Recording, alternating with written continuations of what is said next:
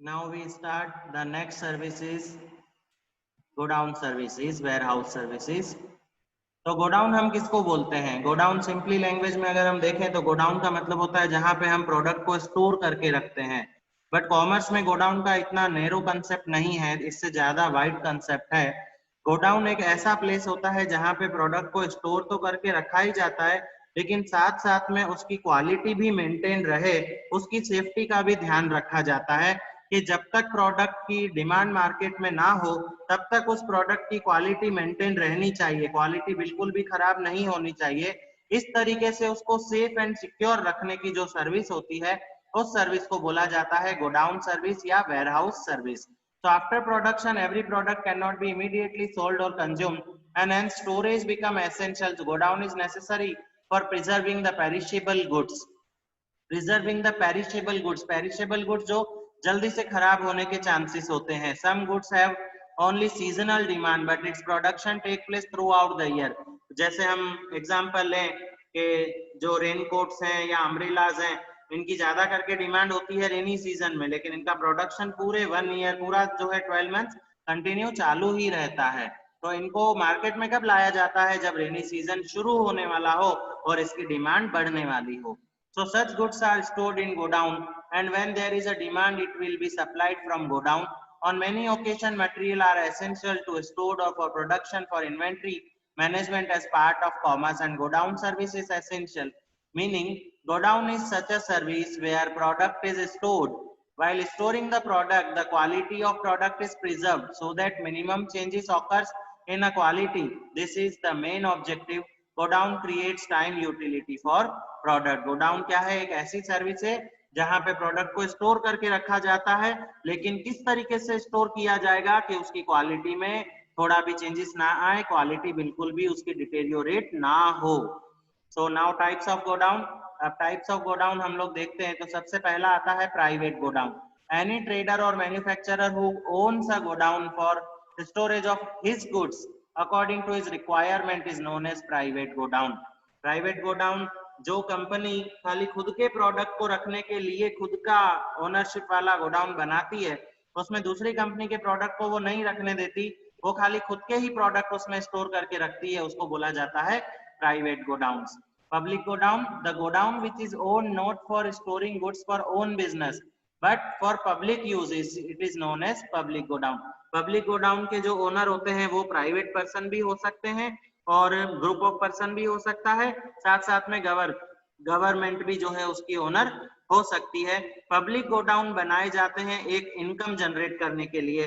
कोई पर्सन ऐसा सोचे कि भाई पूरा मकान बना के रखूं, उसमें बहुत ज्यादा पैसा इन्वेस्ट करना हो, तो उसकी जगह वो एक जो है इंडस्ट्रियल एरिया में अगर उसके पास जमीन पड़ी है तो वो एक गोडाउन बना के रख देता है, और फिर जिन जिन कंपनी वालों को अपने प्रोडक्ट स्टोर करने के लिए गोडाउन की जरूरत है उनके पास से वो किराया लेता है और उनके प्रोडक्ट को वो अपने गोडाउन में रखने की परमिशन दे देता है। तो मतलब गोडाउन बनाने वाला कोई प्राइवेट पर्सन हो सकता है, ओनर जो है ग्रुप ऑफ पर्सन या प्राइवेट पर्सन हो सकता है, लेकिन वो अपने प्रोडक्ट को रखने के लिए नहीं बनाता है, वो दूसरी कंपनीज के प्रोडक्ट को स्टोर करने के लिए, और बदले में उनको उसको रेंट मिलता रहे, इनकम मिलती रहे, इस पर्पस के साथ जो गोडाउन बनाया जाता है उसको बोलते हैं public godown. So such godowns are owned by private individual or by an institution. Businessmen and other use these godowns and they pay rent and bear other expenses. Public godowns are situated near railway station, port and airports. So today public warehouses have developed as an independent profession. Today public godown have become an independent profession. They guarantee product storage, maintenance and protection. Public godowns provide receipts for the product which have been accepted by them for storage. The receipts are transferable, and so while the product is in public godown, there can be purchase and sale of such product. और public godowns में क्या होता है? Receipt issue की जाती है, जिस person ने यहाँ पे गुड्स रखा है उस पर्सन को गोडाउन की तरफ से जो है रिसिप्ट दी जाती है, और कोई भी पर्सन उसको रिसीव करने आएगा तो उसको वो रिसिप्ट लेके आनी पड़ेगी, रिसिप्ट के अगेंस्ट में उसको जो है अपने गुड्स की सप्लाई मिलेगी। Now classification of godowns from the perspective of customer duty.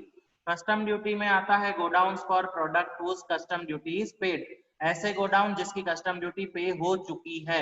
Imported goods for which import duty has been paid but there is no immediate availability of transport facility To transport them to their destination, they are stored in public godowns near seaport, airport and border areas. Such godowns are known as godowns for product whose custom duty is paid. Custom duty क्या होती है? जब हम import export करवाते हैं तो government authority जो होती है, कस्टम ऑफिसर्स जो होते हैं, वो कस्टम ऑफिसर्स आके हमारी चेकिंग करते हैं गुड्स की और देखते हैं कि उस पे जो नेसेसरी टैक्सेस हैं वो सब पे किए हुए हैं या नहीं है। तो जिनके ऊपर ये इंपोर्ट टैक्सेस, इंपोर्ट ड्यूटीज पे की हुई होती है, उन प्रोडक्ट्स को स्टोर करके रखा जाता है जिस गोडाउन में, उस गोडाउन को बोला जाता है कस्टम ड्यूटी पेड गोडाउन। उस गोडाउन में खाली वही गुड्स रखे जाते हैं जिसकी कस्टम ड्यूटी या इंपोर्ट ड्यूटी पेड हो चुकी है। फिर आता है नेक्स्ट अपना bonded godowns. Custom duty will have to be paid on import if such goods for which custom duty has not been paid are stored in the godowns, those godowns are known as bonded godowns. ऐसे goods जिसके ऊपर import duty पे करना बाकी है, जिसके ऊपर custom duty अभी तक पे नहीं हुई है, ऐसे प्रोडक्ट को स्टोर करके रखने के लिए जो गोडाउन बनाए जाते हैं उसको बोलते हैं bonded godowns. So bonded godowns, such godowns are located near places of import like ports, borders of country, etc. The importer wants to re-export the product. These godowns facilitated by the way of classification and repacking. The basic nature of product is not to be changed. So such godowns are blessing for re-exporting. कई बार trader क्या करते हैं कि जैसे trader ने मान लो कि दूसरे किसी कंट्री के पास से गुड्स जो है मंगवाया है इंडिया में, लेकिन उसको इंडिया में उस गुड्स को सेल नहीं करना है, उसको ये गुड्स इंडिया से सीधा जो है किसी अदर कंट्री में सेंड करना है। तो वो क्या करता है, फर्स्ट कंट्री से गुड्स मंगवाता है इंडिया में और फिर इंडिया से सीधा उसको एक्सपोर्ट कर देता है किसी सेकंड कंट्री में, थर्ड कंट्री में, तो उसको बोला जाता है री एक्सपोर्ट। तो री एक्सपोर्ट के लिए जो गुड्स होते हैं उन गुड्स पे इंडिया में इंपोर्ट ड्यूटी या कस्टम ड्यूटी पे करने की जरूरत नहीं होगी उसको, तो उन गुड्स को रखा जाएगा बॉन्डेड गोडाउन्स में। और बॉन्डेड गोडाउन्स में भी पूरा ध्यान रखा जाता है कि गुड्स की जो बेसिक नेचर है, क्वालिटी है, वो जो है चेंज ना हो, क्वालिटी मेंटेन रहे, लेकिन बदले में जो पर्सन री एक्सपोर्ट करने वाला है उस पर्सन को बॉन्डेड गोडाउन के जो चार्जेस होते हैं वो पे करने पड़ेंगे। Now godowns based on usefulness perspective, तो इसमें आता है general godowns, those goods for which no special care और specific maintenance treatment is required, and when such goods are stored in godowns, such godowns are known as general godowns. All product of different shapes, weight, volume, nature are stored in such godowns which are widespread. कुछ ऐसे product होते हैं जो plastic के बने हुए होते हैं, रबर के बने हुए होते हैं, तो जिनको ज्यादा जो है संभालने की या ध्यान रखने की जरूरत कम होती है, उन प्रोडक्ट को रखा जाता है जनरल गोडाउन्स में। दूसरे आते हैं स्पेसिफिक गोडाउन, ऐसे प्रोडक्ट जिसकी स्पेशल क्वालिटी है और जिसको ध्यान रखने के लिए स्पेशल फैसिलिटी चाहिए, जैसे आइसक्रीम है या फिर जो हमारे तेल, घी, खाने पीने की जो चीजें आती है जो जल्दी से खराब होने जैसी चीजें होती है, फ्रूट्स होते हैं, वेजिटेबल्स होते हैं, तो ये चीजें जो पेरिशेबल प्रोडक्ट्स हैं जो जल्दी से खराब हो जाते हैं, केमिकल्स हैं, इनको एक स्पेसिफिक टेम्परेचर चाहिए होता है। अगर टेम्परेचर में थोड़ा भी चेंजेस आए तो केमिकल में ब्लास्ट हो जाता है। तो इस तरीके के जो स्पेसिफिक प्रोडक्ट होते हैं जिसको स्पेशल केयर की जरूरत है, स्पेशल जो है ट्रीटमेंट चाहिए, उन प्रोडक्ट्स को स्टोर करके रखा जाता है स्पेशल गोडाउन्स में। So those products which require special care, treatment and maintenance, godowns which store such products are known as specific godowns. Such specific godowns become important for products like explosive, crackers, poisonous chemicals, cooking gas, petrol, etc. Some examples of specific godowns are underground tanks for petroleum product, special type of bricks of poisonal chemicals for perishable items like fruit, milk, vegetable, etc. Cold storage is necessary and these godowns are expensive. Different laws are to be followed for safety purpose. इसका खर्चा भी महंगा होता है।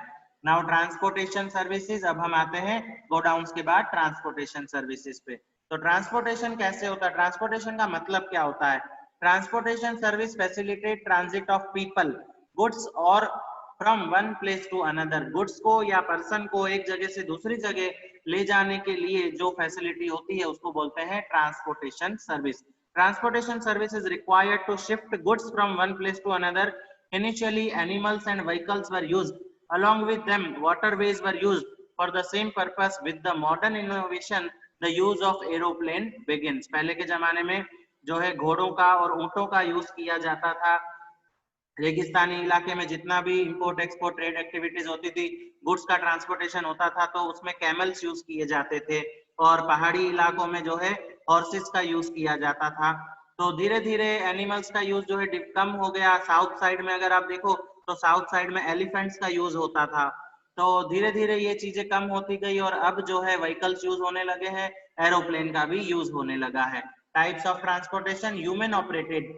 Even today, human-operated transportation exists to manage transit of human beings and goods, and it's environment-friendly too. At many places, pedal rickshaw is still prevalent, which transport people from one place to another.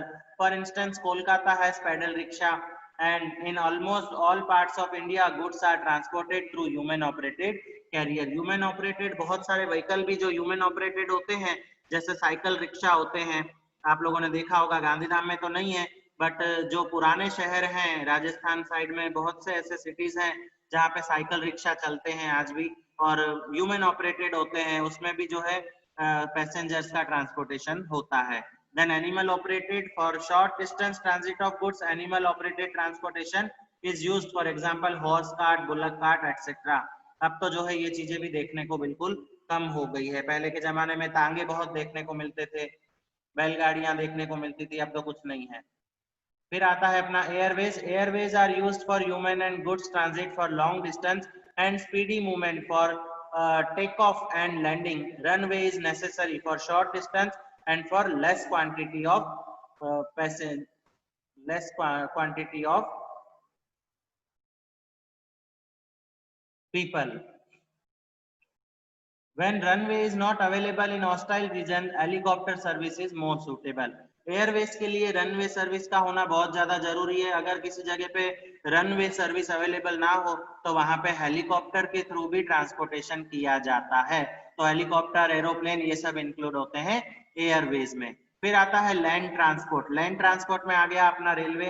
Human and goods transit takes place through railway, usually diesel और electricity use for railway engine. Many a time, ये आपको बहुत अच्छे से याद रखना है multiple unit train का meaning.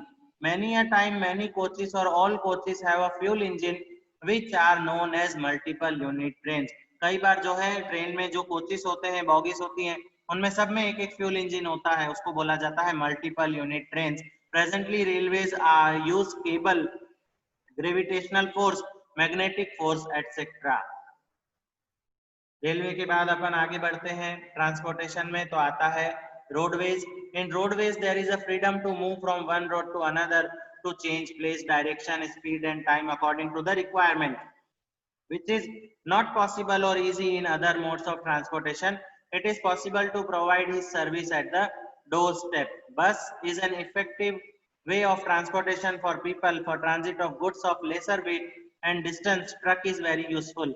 Because of vehicular traffic, the problem of air pollution, noise pollution, traffic jam and parking arises. Due to this, in many cities, bus rapid transit system BRTS has been started. For such buses, a dedicated road is reserved so that such buses can reach from one place to another at fast pace.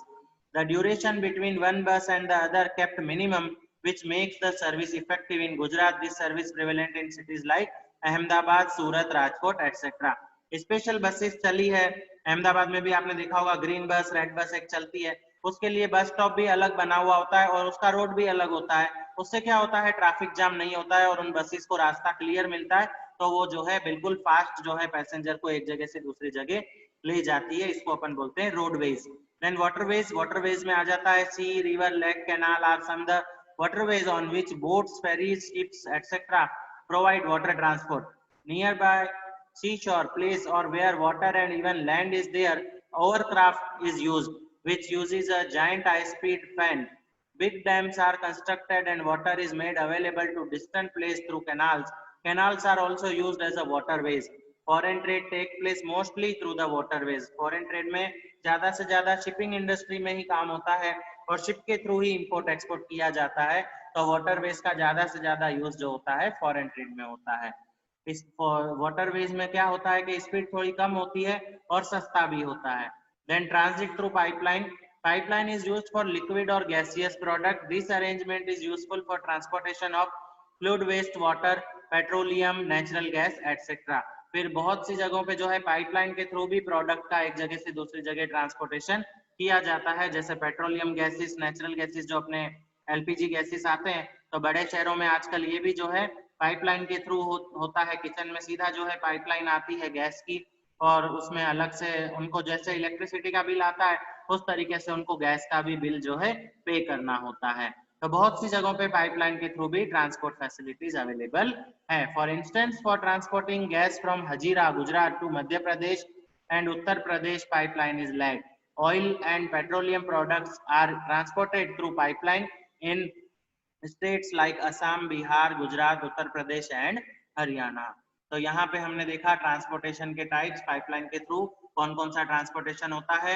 आज हम लोगों ने क्या क्या discuss किया, हमने इस पूरे चैप्टर के अंदर हमने सबसे पहले इंश्योरेंस का मीनिंग देखा, फिर उसके प्रिंसिपल्स के बारे में डिस्कशन किया, फिर टाइप्स ऑफ इंश्योरेंस हमने डिस्कस किया।